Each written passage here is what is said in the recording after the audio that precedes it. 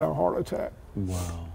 And then I thought, you're not really guaranteed tomorrow. No. And so I said, and then I found out later that he had enlarged heart, had high blood pressure, and probably didn't know it and wasn't regulating it, right? So she said, you need to go get checked out, just go get checked out, So I went to the doctor, and it come down to that I had enlarged heart, and I needed to be on a little blood pressure to regulate it, and then that started me going to see this doctor, and he was pretty upfront and tell you like it is, and he'd say, well, do you drink? I said, like a fish.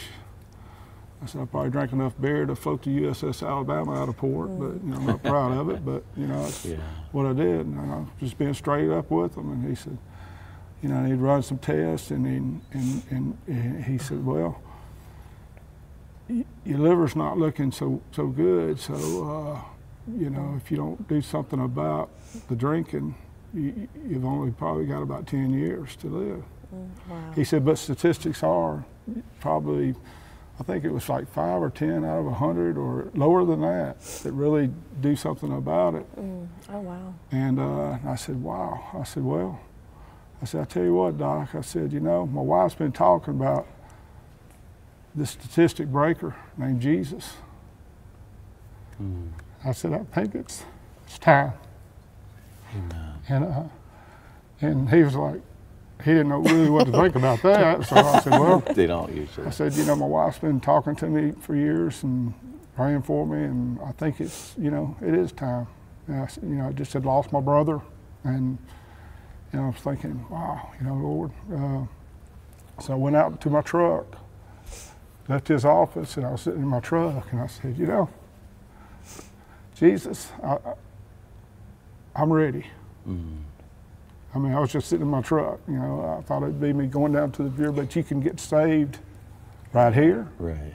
I mean, you can get saved anywhere. Right where someone is right now listening to you. I was sitting in my truck by myself, and I said, Lord, I said, Jesus, I'm ready.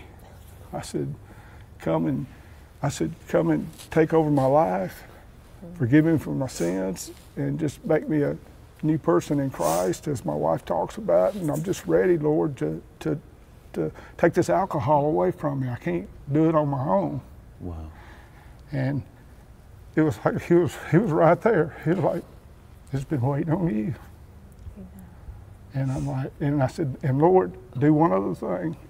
If you'll just take this desire away from me, but just give me when I'm around people that are doing it, or at wedding, where people are drinking and all that.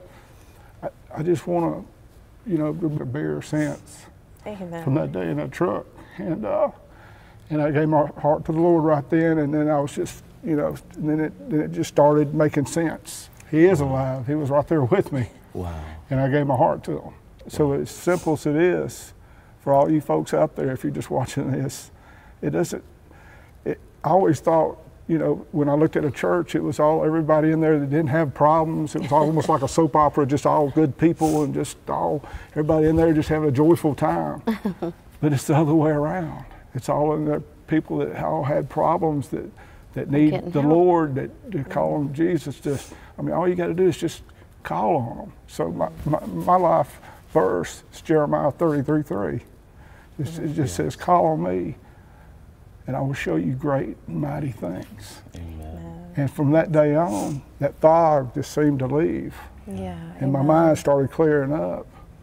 Wow. And I started just seeing the love and the joy and the